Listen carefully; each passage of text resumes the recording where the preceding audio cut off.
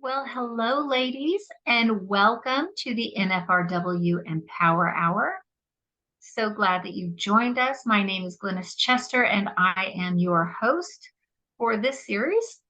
We are here to provide you with in-depth discussions on issues that are forefront in today's culture, giving you the tools to speak with authority on important political topics. Tonight's program is not intended for the political novice. Now, if you're brand new, you are welcome to stay. You might get a little lost. That's okay. I just don't want you to walk away feeling as though you've spent the last hour having tea with the White Rabbit and the Mad Hatter. If you've been around a while, at least long enough to have your rose-colored glasses knocked off, then you will likely understand exactly what we're talking about in tonight's discussion. We are calling it graduate level voting, because this is where you really start to research candidates and issues and how they affect policy. By research, I don't mean looking for that R&D at the end of their name and who they're endorsed by or what their push card says, because those are the easy things. And that's what we do when we're new to politics and we're not really sure what to look for. Tonight, we're going to unravel rhetoric from action. And as you know, when you're experienced in politics, those are often two very, very different things. But before we get to our speaker, I do want to do a little bit of housekeeping. Please keep yourselves muted throughout the program. If you have questions, and I hope you will, please put them into your chat. Right there on the bottom, you can find that. Or if you have questions, you can raise your hand and we can go through it that way. Type your questions in there. We'll answer as many as we can at the end of the program.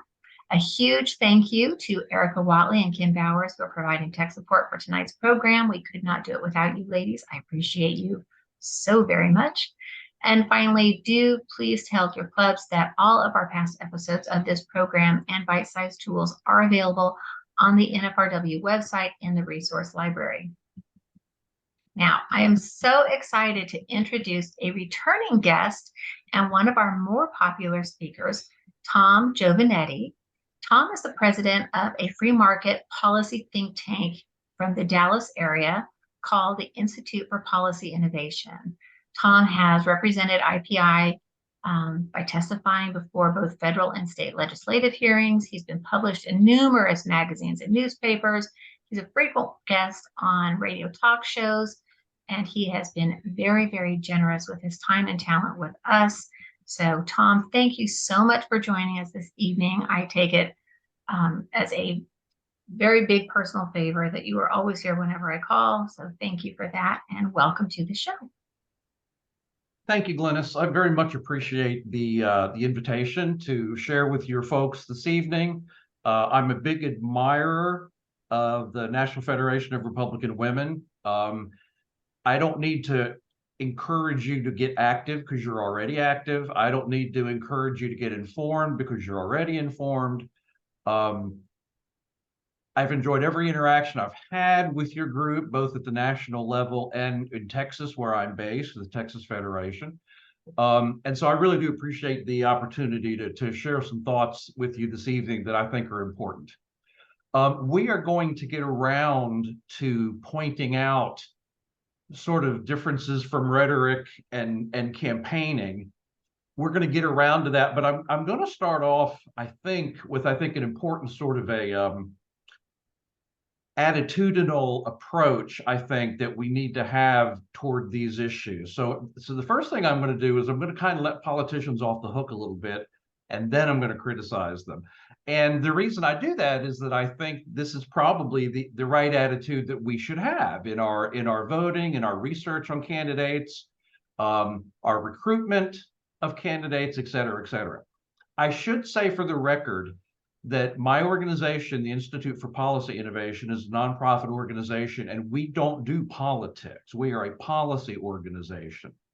So we are literally prohibited from getting involved in true politics per se, helping candidates get elected, et cetera, et cetera. So normally I talk about policy, not politics. Tonight we're going to do a little bit of both, because there is a natural relationship. If you're going to get any good policy changes through, you've got to get good people elected to do it. And you have to get it. And I'm going to spend a lot of time on this, and you have to get enough of them elected too. So what I hope is that I don't think the folks participating tonight need to be motivated. I just hope I'm able to give them some good tools, maybe some good language, some good illustrations, and leave you with some thoughts that may not have occurred to you before. And I also want to apologize if I use too many Texas-specific illustrations. I know if you're outside of Texas, that might drive you up the wall. I apologize, but that's what I see the most up close and personal. So I probably will use one or two too many specific Texas illustrations. I'm a big believer that no politician is perfect because no person is perfect. And so we shouldn't expect them to be. We should not expect to always agree 100% of the time with the people that we vote for. I am old enough that Ronald Reagan was my personal political hero, and I didn't even agree with Ronald Reagan on everything. I have a really tremendous congressman, Dr. Michael Burgess here in Texas's 26th district, just a great guy. Had lunch with him yesterday. I don't agree with him on everything. I don't expect to. And if we do disagree about something, I don't see that necessarily as a failing of his. Maybe I'm wrong. And so what I want to start off with is sort of a proper attitude, I think, about our elected officials and our politicians. You never want to become, I think, you don't want to put too much faith in elected officials. And you also, I think, that protects you from doing the opposite, which is getting just hugely disappointed, because every politician is always going to let you down. And that's why whenever I see people getting sort of emotionally involved with a candidate or an elected official, I always sort of feel like, oh boy, you're cruising for a bruising, because that person is going to let you down. You may have spent 40 hours a week during the campaign knocking on doors for that politician, and at some point that politician is going to do something that's going to let you down or disappoint you, unless you're just,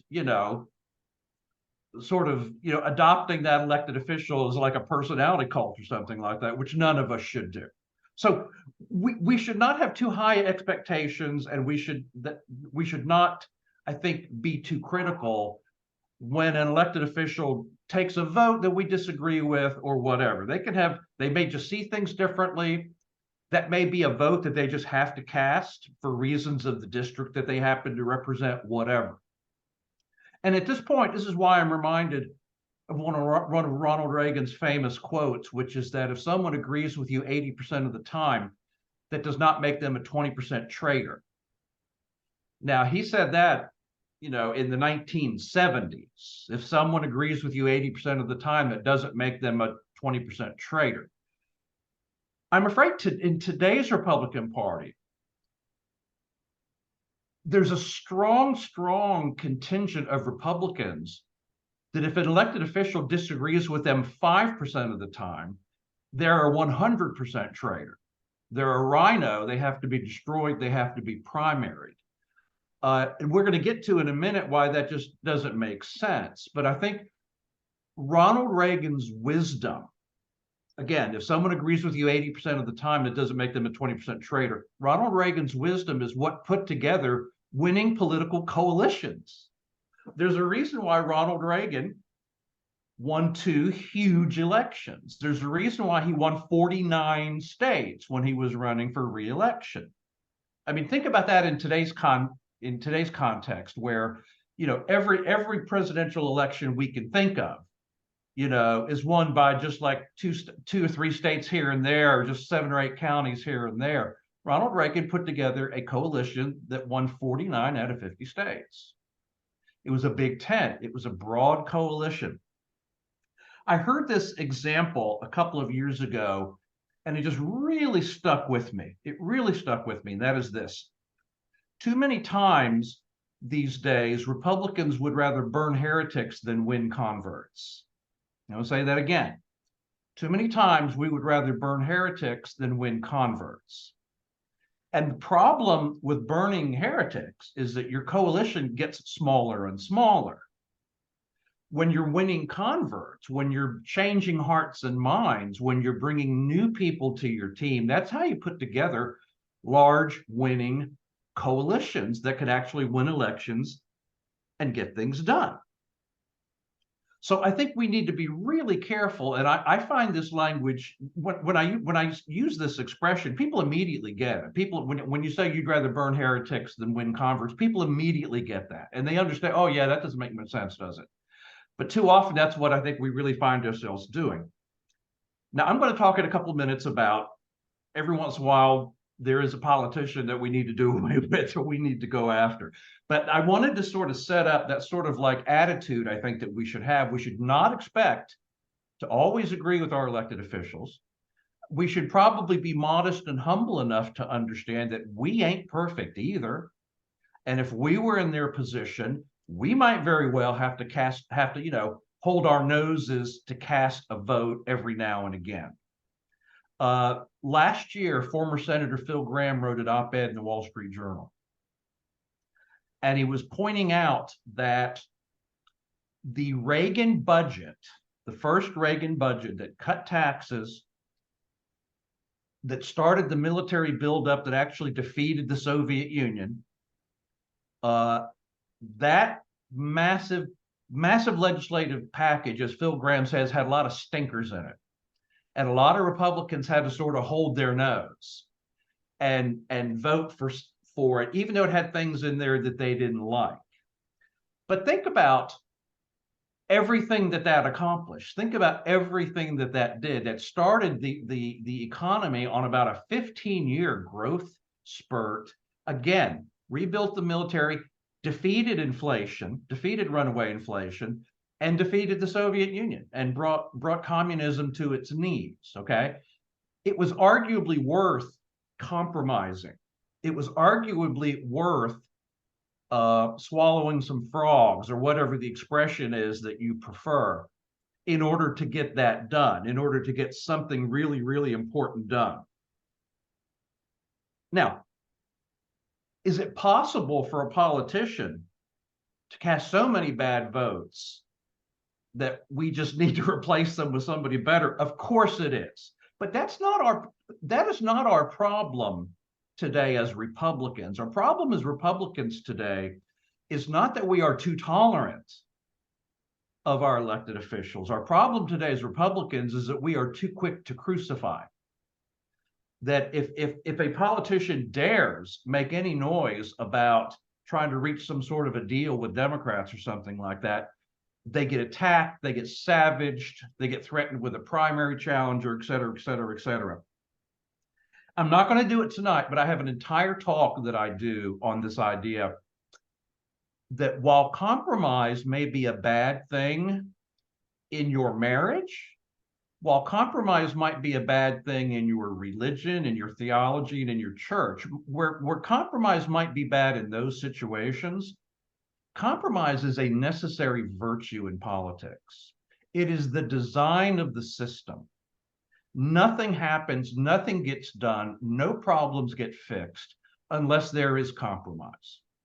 And for a lot of us who are, especially a lot of Republicans tend to be more religious. We tend to be, we tend to be faithful church attenders and all that sort of thing. And I think sometimes we carry this idea that compromise is bad, compromise is a sin into politics. And something can be a good thing in one sphere and it can be a bad thing in another sphere. I don't want my pastor, I don't want my theologians, I don't want my religious leaders compromising, but I need my elected officials to compromise. That's what I need them to do. I don't really need them to fight for me. I need them to compromise and get things done and solve problems, just as Senator Phil Gramm described with that initial Reagan budget.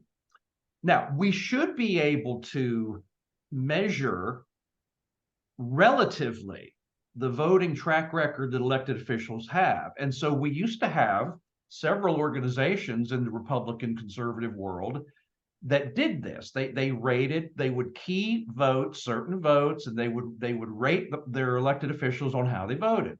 And you could literally, like the American Conservative Union had an ACU score, and you could, Republicans would brag, I've got a 94 ACU score and all this sort of thing. And if you say one guy's got an ACU score of 94 and another guy's got an ACU score of 72, well, then we know who's more conservative than the other guy.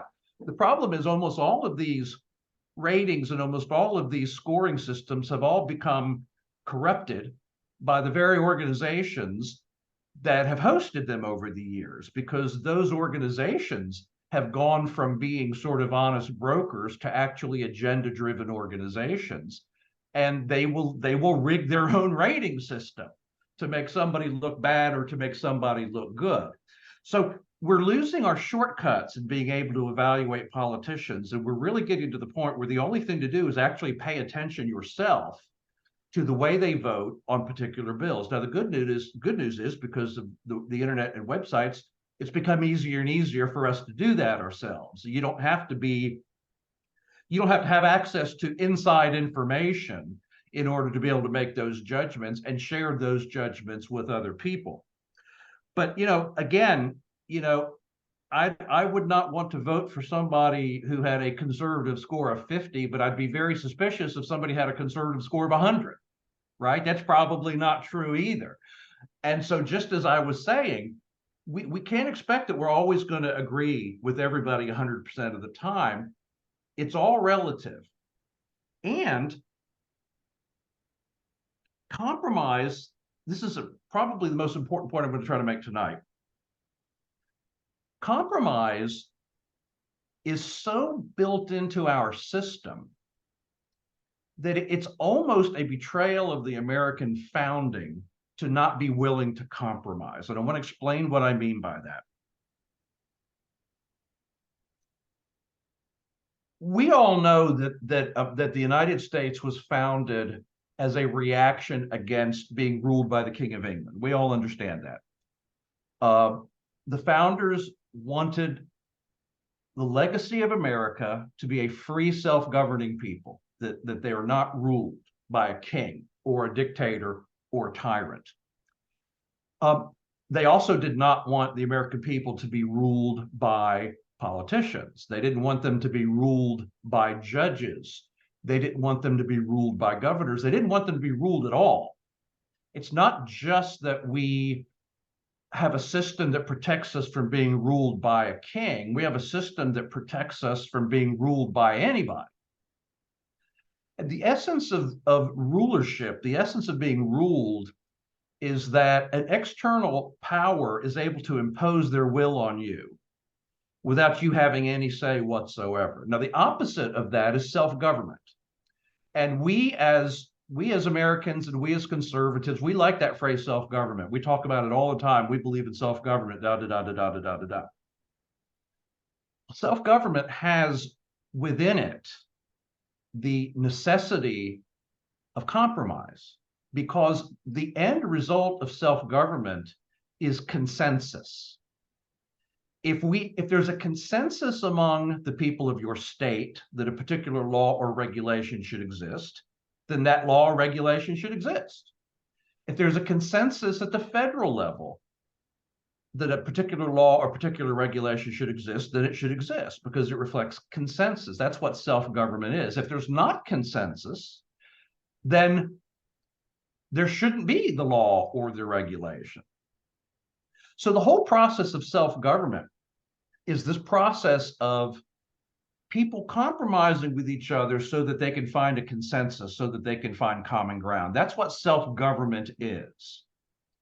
Now, in today's political world, the opposite of self-government is both political parties hoping that a given election gives them a big enough majority that they can rule over the other party, that they can run over them. So Republicans hope to get, 62 senators so that we don't have to give a wet slap what the Democrats think, so that we can just run roughshod over them. And the Democrats do the same thing. And so we have this situation now at the federal level, and it happens at the state level too, where, one party will control a legislature and a White House for 2 years or 18 months or whatever, and they'll try to jam as much through as they can. And then at the midterm election, there'll be a pendulum swing the other direction and the other party gains back seats.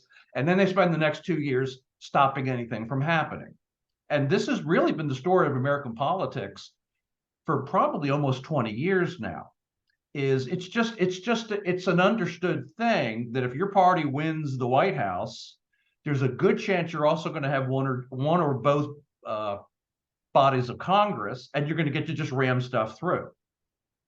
Instead, you won't have to compromise. You can just run over the other team. My argument is that that is not self-government. My argument is that that is ruling, and that that is not the founders' intent. The founders' intent was not for one team or one faction to gather so much power that they can run over the other team. The founders' intent was that we would find consensus on issues, that there would be compromise and consensus. And that is the heart of self-government. Now, I used to be a big fan of Senator Jim DeMint when he was in the US Senate. In fact, I actually worked with Senator Jim DeMint on 2 or 3 pieces of legislation when he was in the Senate. Toward the end of his time in the Senate, Jim DeMint said one of the dumbest things I've ever heard a politician say in my life. And what he said was, I'd rather have 30 diehard conservatives in the Senate than 60 rhinos. Now, when you hear that, there's something about that just kind of resonates, like, yeah, because we want our tribe to be pure. We want our tribe to be strong. We want everyone to be on the same page. We want to be united. But then you remember that 30 conservatives in the Senate can't get a thing done. They can't move legislation. They can't stop legislation. They can't do anything. And so the net result of this attitude in our politics, where we don't want to compromise, we don't want to build consensus, we just simply want to gain enough power temporarily to run over the other team. The net result of that is that's one of the factors that contributes toward the paralysis that we see in Congress. Problems not getting solved. Our immigration problems not getting solved. Our entitlements crisis not getting solved. We couldn't get rid of Obamacare, even though that was like the #1 priority of the whole Republican Party for 10 years. And we couldn't get rid of it because we couldn't compromise, because we couldn't find a way to compromise. On the other hand, if Obama had been willing to compromise on health care, if he'd gotten 12 Republican senators to vote for it, Republicans would not have spent 10 years trying to get rid of it, because they would have been part of it. They would have bought in. So the whole goal of solving problems through legislation involves our elected officials being willing to take risks, being willing to compromise, being willing to try to make deals, and we as voters giving them the space to do it. But that requires us to have an attitude where our first impulse is not to burn the heretics. Our first impulse needs to be to win converts. And if you've been at work in politics for any amount of time at all, if you've been successful at all, you've had to work in coalitions with people that you didn't agree with on everything, or nothing gets done. You have to be able to work in coalitions with people that you don't agree with. You might agree with them on this piece of legislation, but then you won't agree with them on the next piece of legislation, and that's okay. But that's how we get these problems solved. That's how we get this done. Now, I know that with a Republican crowd, and possibly with some folks on this Zoom this evening, that's not all. You don't want to hear that. You don't want to hear the idea of compromise. And can you take anything too far? Of course you can. Of course you can. Before the Gingrich revolution in Congress, the joke about Republicans was all they wanted was for Democrats to only get 95% of what they wanted. So they thought that the job of Republicans was just to chip away just a little bit. Let the Democrats run the country, just chip away at it a little bit. And Newt Gingrich and the Republicans changed that in 1994, and Republicans ended up taking back control of Congress for the first time in 40 years. So of course, too much compromise is bad. But what I want to challenge you to think about, at least give a moment's consideration to the idea that not enough compromise is also bad, because it means we don't self-govern. It means we don't reach consensus on problems. Now, I see this at work in almost every red state right now at the state level. In almost every red state, Republicans are in the business of burning heretics, not winning converts. And here's where that is going to start hurting us, because here's what is shaping up in many, many red states right now. You have this situation, I'm flipping over to page 2 of my notes here. You have the situation where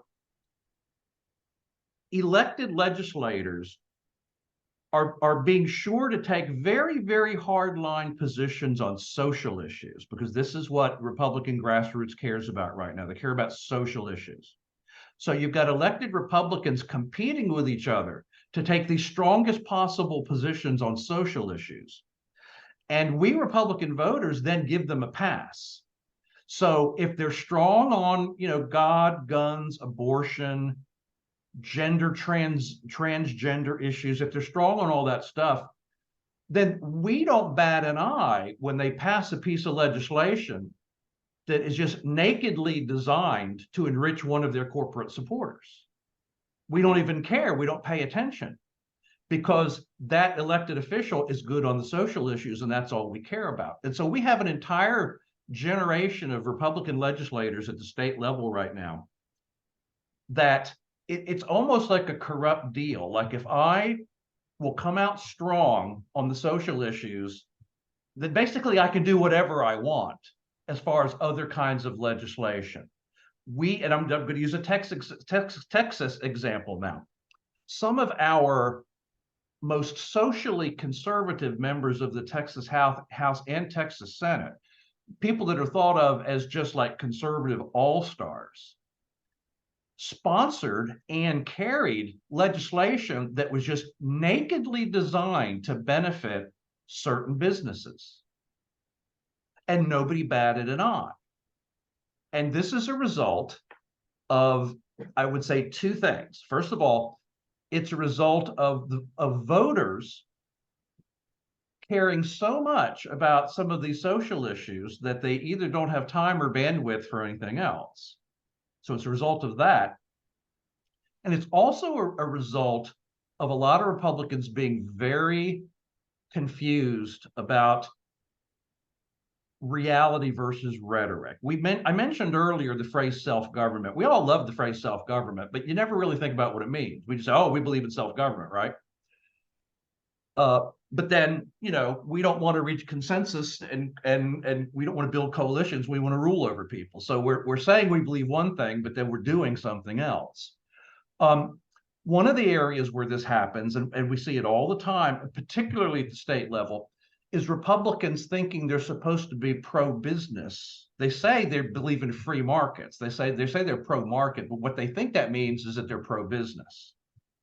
And so what happens is, if a particular business community, if a particular industry or whatever wants a piece of legislation, they think they're doing the right thing by passing the legislation. They think, yeah, I'm pro-business. Well, we are not pro-business. That is not part of the conservative philosophy. We are pro-market. If you are pro-market, that benefits consumers. That puts consumers first. If you're pro-business, it puts vested interests and lobbyists first, is what it does.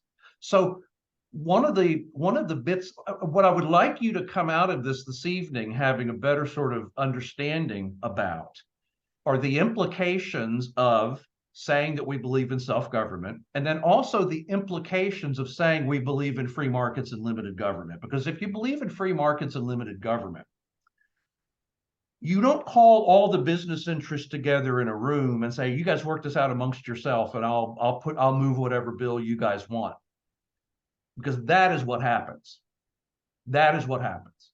It happens in every red state. And the committee chair or the bill sponsor thinks they're doing a really good thing. They think they're being, hey, I'm good for the business community. That doesn't benefit consumers. Very often, what benefits the business community works to harm consumers.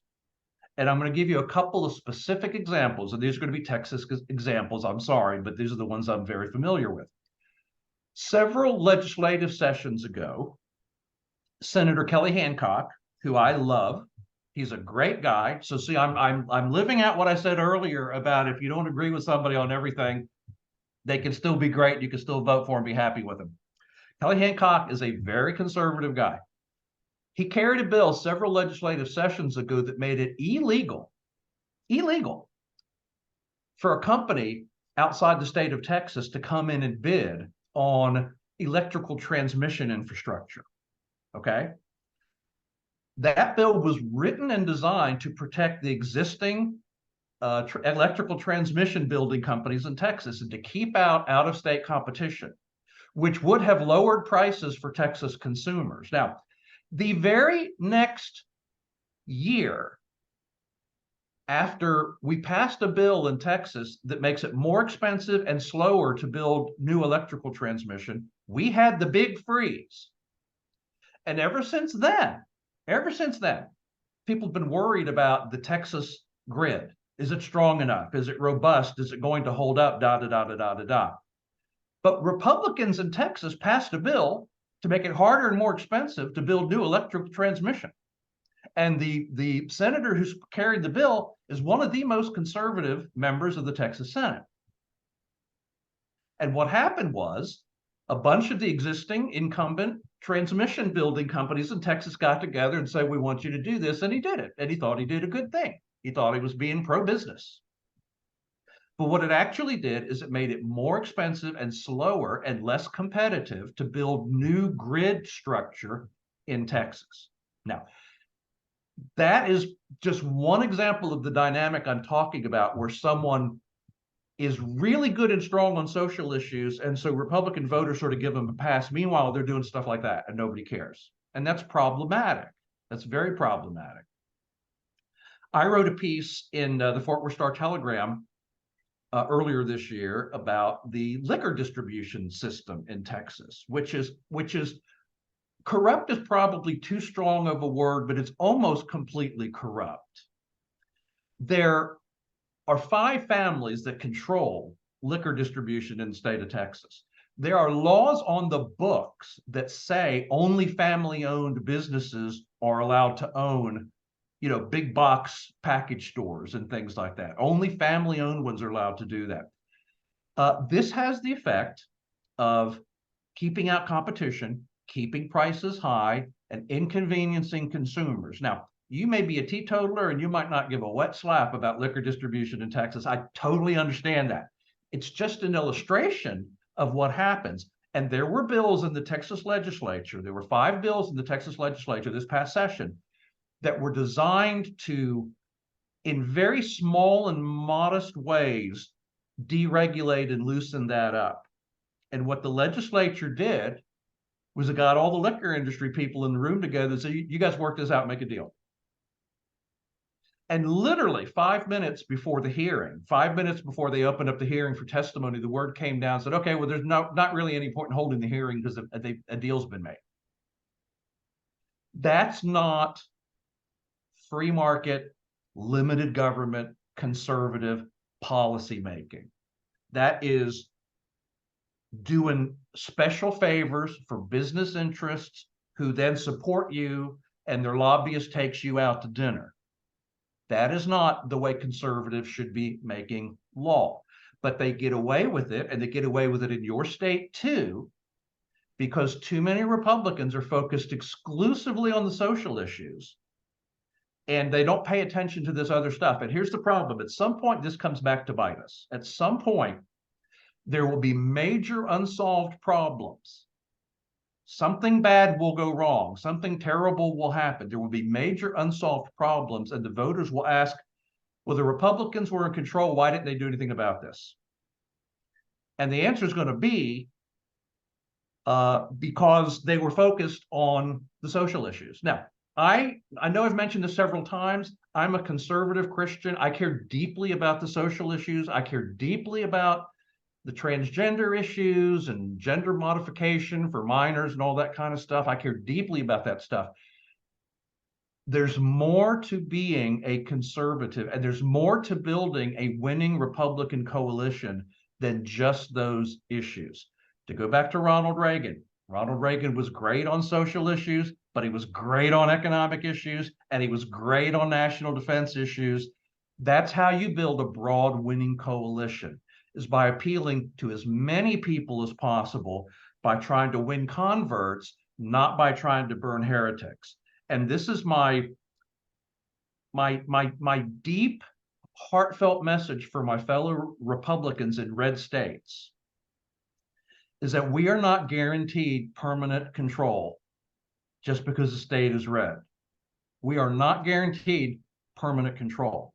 We have to, on a constant, ongoing basis, be trying to solve problems, make people's lives better, make them more free, make them more wealthy. That's our job. That's our job. And we have to do the whole job, not just part of it.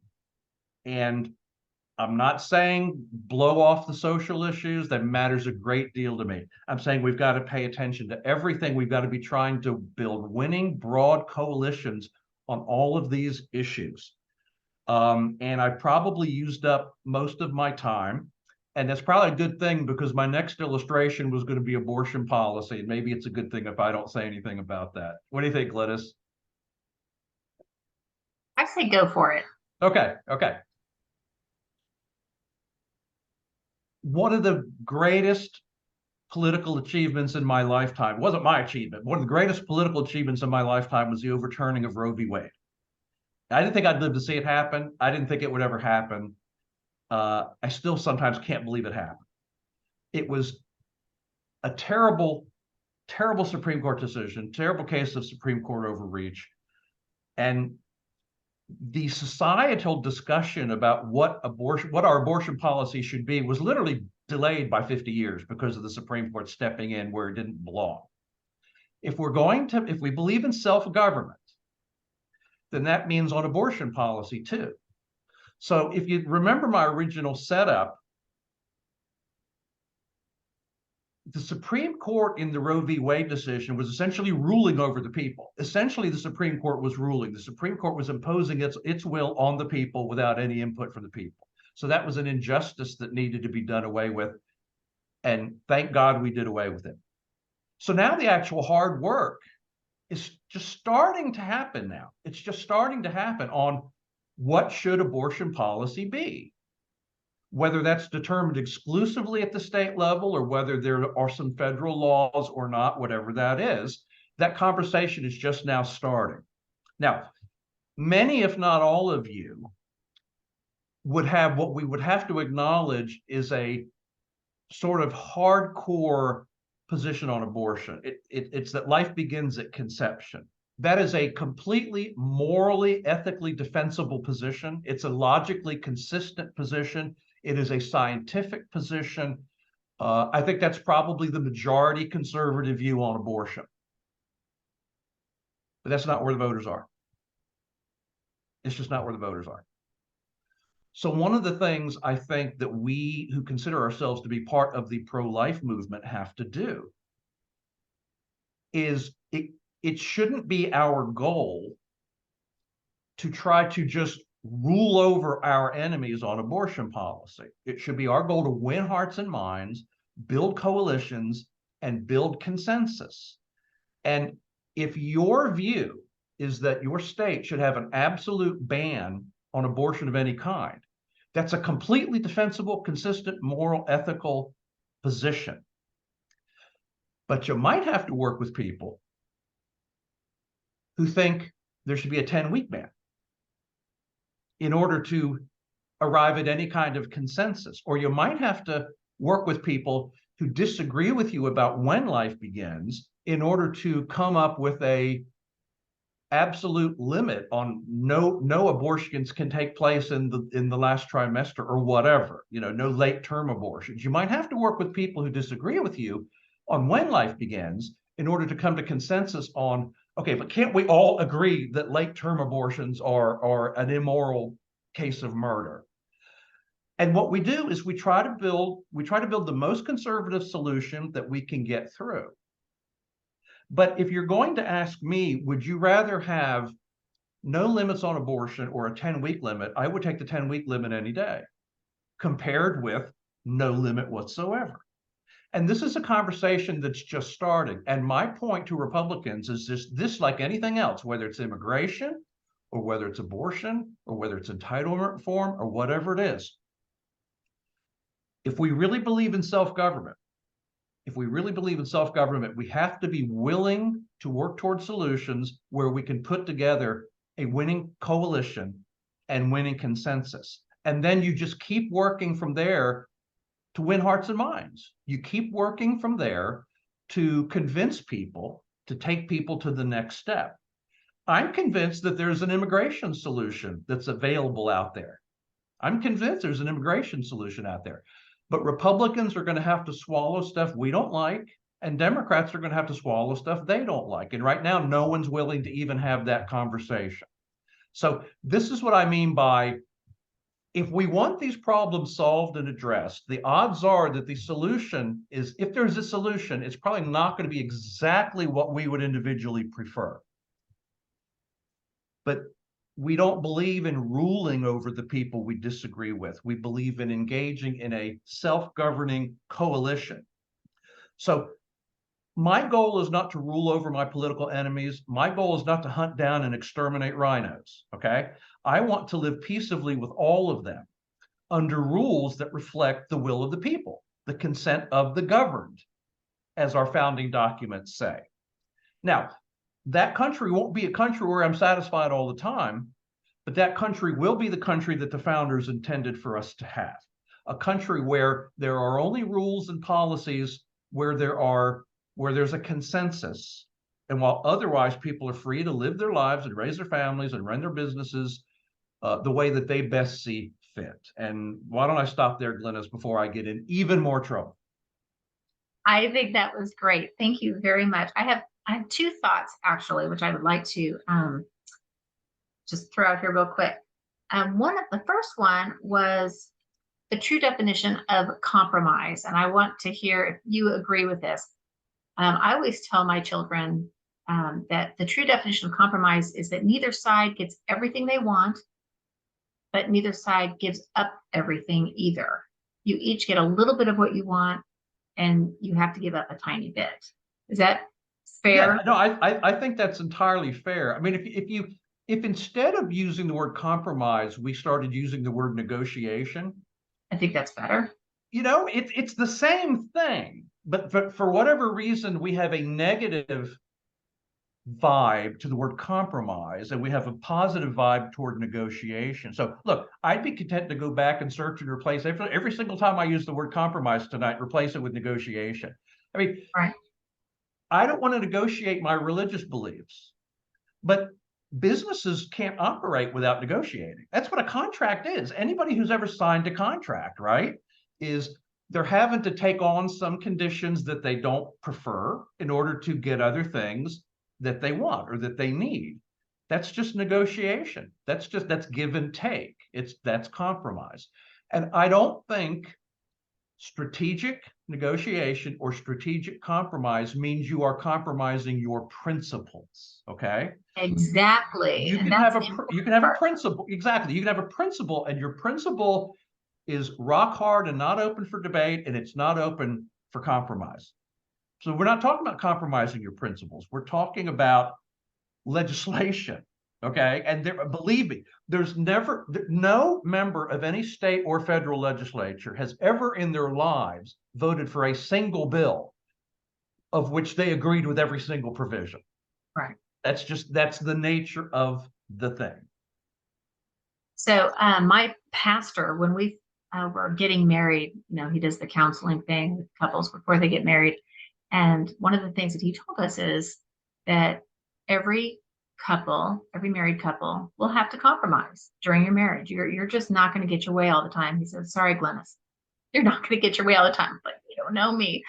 He was right. I don't get my way all the time. But he said, you have to look at it this way. You have what you want, And then you put things in your boxes, like you'll have a non-negotiable box. This is my non-negotiable box.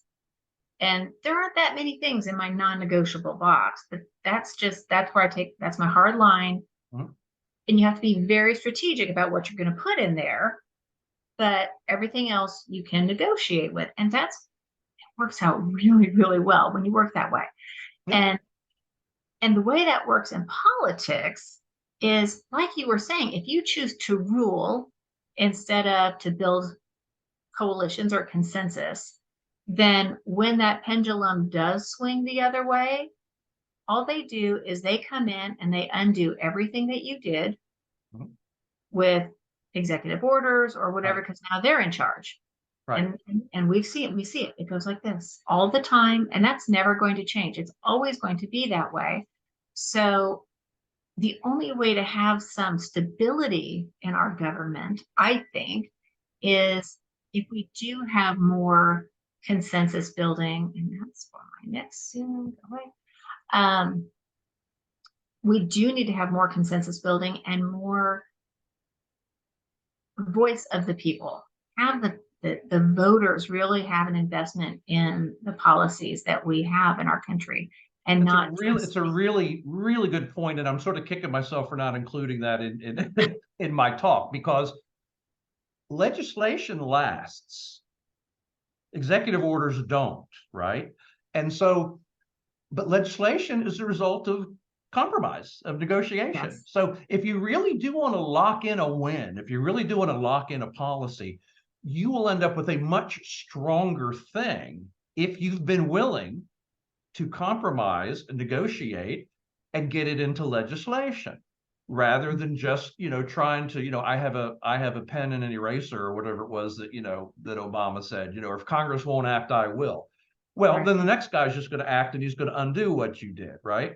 So no, What have you accomplished? yes, to make significant lasting change, you have to have legislation. And legislation requires compromise. It requires a consensus, a majority consensus. Right. So there was one, it wasn't, it was sort of, there was only really one true question that I saw in the chat, and it was your thoughts on Ballotpedia. I don't know if it was as um, Probably when I was talking about, as a ratings rating and stuff system, like maybe. that. Yeah, that's probably right. I've spent a little bit of time on Ballotpedia, but not a lot. So I couldn't really claim to know all that much about it. Um, but I do think that I don't think there's enough of that kind of information out there. And of course, the problem is, even sometimes organizations that claim to be neutral or whatever, you find out that they're not really, like fact checkers who, it turns out that, they're just an arm of the Democratic Party or whatever. Um, I think I think that for those of us who are conservatives, some of our institutions have failed us because they used to do a good job of that kind of thing, and they really don't anymore. Um, or they play games with what they're going to key vote, and that sort of thing. Of course, at the state level, very often you'll have just political science professors who will do things like that on their own. They will rank or they will rate the elected members of the state legislature and things like that. Um, and I know that a lot of what I've been saying tonight along these lines is really directed toward people in red states. If you're in a state, if you're a Republican and you're in Maryland or something like that, it's like you have little to no hope of ever being able to build any kind of like a, majority coalition. And I totally Right. understand that. I have friends who live in Washington, D.C. and Maryland, and it's kind of like my vote. I've never cast a vote that ever mattered, you Yeah. know. I totally understand. I totally understand that, and I don't really have good answers for you if you're in that situation. It's terrible. Um, yeah, yeah. So, okay, so we have one question. It's terrible. I already know the answer to this. I think everybody knows the answer to this, but I'm going to ask you anyway, because it's put out there. There's a movement blaming the lack of problem solving ability amongst electeds on the way we vote. They want jungle primaries and ranked choice voting. What do you Oh say? yeah, yeah. So, so I have a little bit of a nuanced view on this. That surprises me, but okay. I don't like primaries at all. A lot of people are surprised to learn that you don't have to have primaries. In fact, primaries are a relatively new development. Um, and you know whose idea primaries were? The progressive movement in the 1930s and 40s. They're the ones who came up with the idea of primaries. So when we talk about like the smoke-filled rooms where like the party would choose who the nominee is and all that sort of stuff, Right. that really is how things were done for most of American history. Primaries are a relatively new thing. And one of the problems with primaries, I mean, we just refer in common parlance, right, to some people are primary voters and some people are general election voters, right? You know? Right. So what a primary, we've seen this happen so many times in Republican politics the last few decades, where the person who wins the primary has no chance of winning the general election, zero chance of winning the general election. So in general, I don't like primaries at all. I'd rather go back to the days of the smoke-filled rooms. Now, if you're going to have a primary, it might be interesting to try something like ranked choice voting for primaries, because what that would do, I know that's a surprise. I Yeah. don't like it. I don't like it. I don't like ranked choice voting in any other circumstance. I think it's a disaster for like a general election, and that's the way people are using it. Um, but if you had a Republican primary for Senate and you had 7 people running, it might be interesting to see how that played out doing that ranked choice voting, because in theory, at least, you would get the candidate with the broadest support, not the deepest support, but you would get the candidate with the broadest support. And so almost by definition, that candidate has a better chance of winning a general election. So I would not be opposed to parties in certain states may be experimenting with it for their primaries. To me, it's a way to it's a way to improve something I think is already bad, which is primaries. I desperately do not want ranked choice voting under any other circumstances. I don't want it in general elections. Um, I'm not a big fan of jungle primaries where you're throwing people together of all different parties. I don't think that has worked out terribly well. I know it has not Yeah. worked out well for Republicans.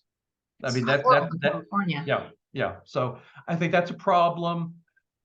I'm deeply, deeply concerned about the national popular vote movement, which seeks to essentially do an end run around the electoral college. Mhm. So most of the time, if there's a proposed voting reform, I'm going to be naturally against it. I would just put an asterisk. I would be interested to see how some experiments turned out if parties were using ranked choice voting to choose a nominee for a primary or something like that. Can we do that experiment in like Rhode Island? Something small.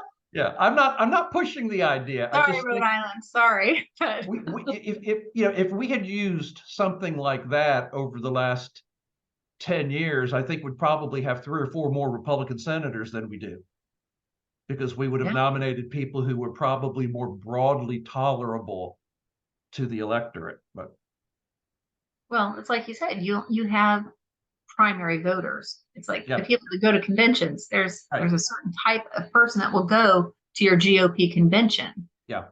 and it's not your average voter. No, It's that's not right. your average Republican.